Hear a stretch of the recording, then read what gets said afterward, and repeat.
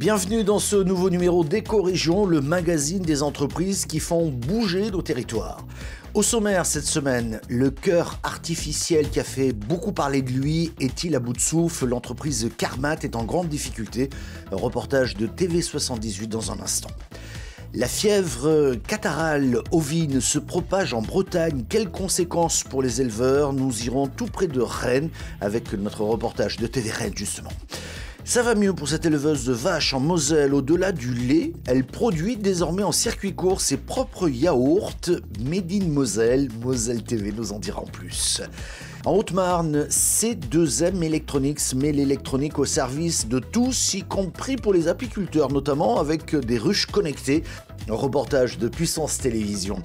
Et puis nous terminerons dans l'Aube avec 4 équipes qui réparent les anciens matériels professionnels de restauration pour leur donner une nouvelle vie. Nous verrons cela avec Canal 32.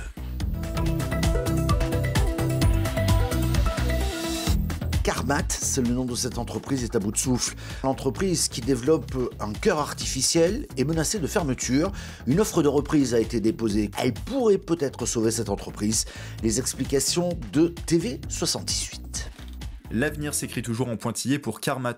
Lâché par ses principaux partenaires et incapable d'honorer ses engagements financiers, l'entreprise a été placée en redressement judiciaire le 1er juillet dernier. Depuis, elle a suspendu toute nouvelle implantation de son cœur artificiel à Essonne. Les activités se limitent au suivi des 27 patients actuellement sous support de la prothèse et aux démarches réglementaires. Aujourd'hui, on continue l'activité en mode dégradé, parce que bien sûr, il faut qu'on travaille sur maintenir une trésorerie qui nous permet de payer les salaires jusqu'à une reprise potentielle de la société.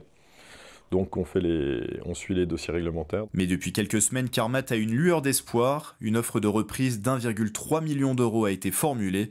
À son origine, Pierre Bastide, le président du conseil d'administration de Carmat et actionnaire à hauteur d'environ 17% de l'entreprise. En plus du rachat, il s'engage via sa société Ougou, basée en Belgique, à apporter 150 millions d'euros sur 5 ans. L'offre prévoit la reprise des contrats en cours et la sauvegarde des 140 postes de salariés, présents notamment à Vélizy-Villacoublay et Bois d'Arcy. Lui, il y croit dur comme fer, c'est un entrepreneur industriel, mais il ne pouvait pas supporter le financement tout seul. Donc c'est la raison pour laquelle, quand il a vu qu'il n'y avait pas d'offre, et malgré l'échec qu'on a essuyé en juin en termes de levée de fonds, donc il a dit je vais faire des efforts et essayer de créer un groupe d'investisseurs afin de pouvoir reprendre la société et redémarrer d'une page nouvelle. Le tribunal de commerce de Versailles, qui devait rendre sa décision courant août, a accordé un délai supplémentaire pour examiner cette proposition. Le verdict est attendu pour le 30 septembre prochain. On se prépare pour fin septembre avec une offre qui est reçue et acceptée. Donc ça, c'est le premier scénario. Et le deuxième scénario, c'est typique. Quand on a été au tribunal le 31 juillet à Versailles, il y avait pléthore de sociétés qui étaient fermées, donc c'est une liquidation. Si l'offre de reprise est validée, elle devra recevoir aussi l'aval du gouvernement, comme c'est le cas pour tout rachat d'entreprise de santé publique par une société étrangère. Carmat espère redémarrer au plus vite ses activités pour lancer la nouvelle version de son cœur artificiel dès le mois de décembre. En Bretagne, les éleveurs de bovins et ovins sont de plus en plus confrontés à la FCO, c'est la fièvre catarrhale ovine. 2540 cheptels ont été touchés par cette fièvre dans la région. À 87%, ce sont les bovins. Reportage de TV Rennes à Iffendic. Alors que la région était peu touchée en 2024, la Bretagne connaît actuellement une forte progression de la fièvre catarrhale ovine. Exemple à Iffendic, à l'ouest de Rennes, avec Philippe et son troupeau de 65 vaches, pour qui tout a démarré il y a 3 mois. Moi, je m'en suis aperçu parce que j'ai eu, suite à un vélage, une vache qui avait fait des jumeaux, qui est montée à 41,8 de température et rien à faire. On n'arrivait pas à lui faire baisser, on n'arrivait pas à la... Et donc j'ai fini par la perdre. Ainsi, 3 vaches sont mortes dans cette exploitation, mais la maladie est généralement moins grave. Elle empêche les bêtes de se déplacer normalement en s'attaquant à leurs membres qui gonflent. Résultat, elles ne se nourrissent plus et font moins de lait. Il y a la perte de lait, la perte d'animaux, les frais vétos quand même, j'ai pour 1000 € de vaccin et tous les frais vétos à côté, quoi. Moi j'ai eu une facture de vétérinaire au mois d'août que ça fait, j'ai pas le souvenir d'en avoir une aussi élevée, quoi. Autre conséquence de cette maladie, c'est toute la reproduction qui est perturbée avec une augmentation des avortements. mais aussi au travers de problèmes de stérilité sur les animaux qui feront que les veaux à naître le printemps prochain, par exemple, seront sans doute moins nombreux, des vélages vont être décalés et peut-être les carrières de certaines vaches vont être également remises en cause. Il n'y a pas de traitement spécifique sur cette maladie. Pour l'instant, seule la vaccination permet de diminuer fortement la survenue et la gravité des symptômes. Et les nouvelles sont meilleures pour cette éleveuse de Monérennes en Moselle. Marlène Bidon vit du lait de ses vaches, mais elle a aussi décidé de faire ses propres yaourts, les yaourts de Marlène, un reportage de Moselle TV. Le village de Monérennes dort encore, enfin presque. Rue de Calembourg, Marlène Bidon s'active dans son parc. Voilà, elles ne sont pas du tout créatives comme vous le voyez, elles sont top. Hein, mais oui. 8 heures, c'est déjà l'heure de nourrir les jeunes vaches, les génisses. Allez les filles, allez. Parce qu'elles veulent avoir, voilà, elles profitent du fait qu'elles soient plus grandes et voilà, pour prendre un peu à celles qui le sont moins, mais bon. Alors... À peine le temps de souffler et c'est la coopérative laitière qui vient récupérer le lait de ces 3 derniers jours. Marlène Bidon est au moins la 6e génération à reprendre l'exploitation laitière, à la différence qu'en 2023, un nouveau produit est développé, le yaourt. On met du coup le lait avec les ferments. Préalablement, on a pasteurisé les yaourts. On a monté à 80 degrés et on a redescendu à 40 pour pouvoir voilà, le conditionner. Donc là, on commence par les yaourts nature et ensuite, il y aura les différentes variétés. Un produit issu de l'agriculture biologique, en circuit court, produit à peine 100 mètres de la ferme et distribué dans des magasins de proximité.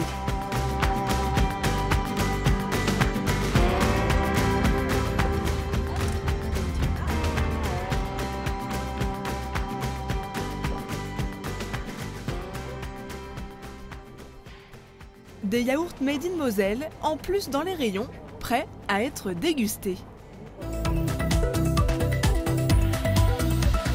L'électronique au service de tous, y compris pour les apiculteurs, c'est ce que vous allez découvrir avec C2Z Electronics. Nous partons à Langres, en Haute-Marne, avec l'extrait de cette émission Locaux de Puissance Télévision. Bonjour Sabrina. Bonjour Antoine, bienvenue. Merci, nous sommes à Langres, chez C2M Électronique, votre entreprise. Oui. Qu'est-ce que c'est? Alors, c'est un atelier de réparation de cartes électroniques, tout secteur d'activité. On fait également de l'automatisme, du rétrofit, de la vision industrielle, du 4.0 et du service sur mesure pour les entreprises. Alors, votre entreprise est installée ici depuis peu, mais c'est un projet entrepreneurial que vous avez déjà depuis longtemps. Hein. Ça fait une dizaine d'années qu'en tête, vous vous dites on va lancer une entreprise. Oui. Et donc, vous avez lancé un premier produit en 2022 qui, je crois, vous a déjà valu au moins un prix aux idées inspirées de la Haute-Marne. Oui. Donc Christophe a conçu et réalisé entièrement donc, la balance connectée, donc à destination des apiculteurs avec de l'électronique qui va remonter les données à l'instant T en termes de poids, d'humidité intérieure-extérieure et de température. Donc c'est une ruche qui est effectivement équipée de systèmes électroniques. Oui, c'est ça. Vous avez fait aussi un deuxième service, un deuxième produit pour les apiculteurs. Juste ici, une couveuse, c'est ça? Voilà, c'est ça. Donc là, c'est la couveuse de transport pour les cellules royales, donc à destination des apiculteurs qui vont faire de l'élevage de rennes. Donc c'est une couveuse qu'ils emmènent pour avoir les larves à température constante. Et donc c'est une couveuse qu'on peut adapter aussi, puisqu'on fait du sur-mesure à d'autres secteurs d'activité. Du sur-mesure, de l'électronique embarquée, voilà. Ça c'est votre dada, avec justement l'entreprise C2M qui est réellement née en 2023, avec justement toute ce panel et avec cette expertise sur l'électronique que vous avez un peu élargie. Oui.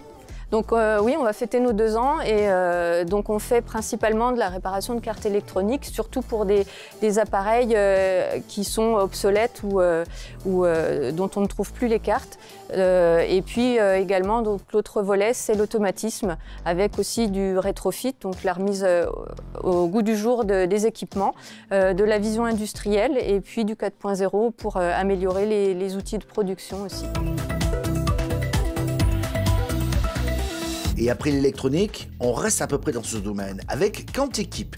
Cette entreprise est spécialisée dans la réparation de matériel professionnel pour la restauration. Ça se passe à Bouilly, dans l'Aube, un reportage de Canal 32. Des toasters, des friteuses, des machines à glace ou coffres de maintien en température, vous n'êtes pas dans une cuisine de fast-food mais au sein des ateliers Catéquip à Bouilly. Ici, l'entreprise offre une seconde vie aux équipements des enseignes bien connues comme Burger King ou McDonald's. Lorsque les tapis sont abîmés ou quoi que ce soit, on les remplace forcément. Et tout est renettoyé en fait au plus propre, quoi. Tout dépend des machines. Sur un toaster, bon après c'est surtout au niveau de l'entretien parce que bon, au niveau mécanique, il y a de l'usure, de la casse et voilà quoi. Après sur les maintiens au chaud, ça va être plus l'électronique parce qu'on n'a que de l'électronique, de la carte de régulation ou des barres de minuterie. Et c'est ça qui fatigue au bout de quelques années. Spécialisée dans la vente, l'entretien et la maintenance d'équipements depuis 30 ans, l'entreprise s'est naturellement tournée vers la seconde vie grâce au savoir-faire de ses techniciens. Lancée l'année dernière, l'activité Catéquip Renew propose une remise en état complète pour la moitié du prix du neuf. On organise l'enlèvement des équipements, on les ramène ici à l'atelier. Thierry, qui est notre technicien de maintenance, va faire le diagnostic. Et à l'issue de ce diagnostic, on va dire au client si son équipement est éligible ou pas à une remise en état. Et à ce moment-là, on a leur accord, on fait la remise en état complète. Donc on va changer toutes les pièces obsolètes, les consommables, et on va faire un nettoyage approfondi. Et à la fin, on va faire le test. Une manière pour l'entreprise de consolider encore sa relation client, de se démarquer de la concurrence, mais aussi de participer à l'économie circulaire. C'est une activité qu'on a lancée l'été dernier.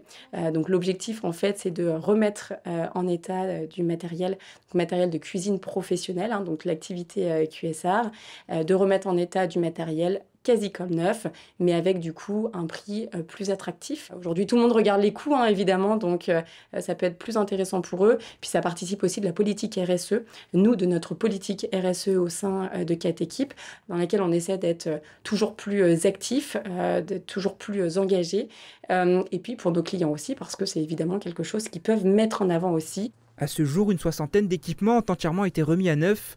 Catéquip entend développer cette activité dans les années à venir. Merci d'avoir suivi cette émission qui est disponible sur le site internet de votre télévision locale, mais aussi en podcast audio, sans oublier nos radios partenaires. Merci aux auditeurs et aux téléspectateurs. On se retrouve la semaine prochaine.